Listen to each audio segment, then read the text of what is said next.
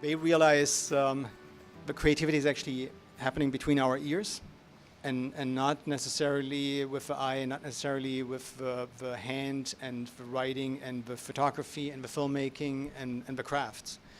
And the people who are not considering themselves creative, they have blank canvases. I would invite them first actually both ways go. You can start with the metacognition and with the thinking about the thinking and learning about the creative processes, and then doing the exercises. It might be just thinking puzzles, brain puzzles, but I would highly invite anyone to actually engage in some creative crafts.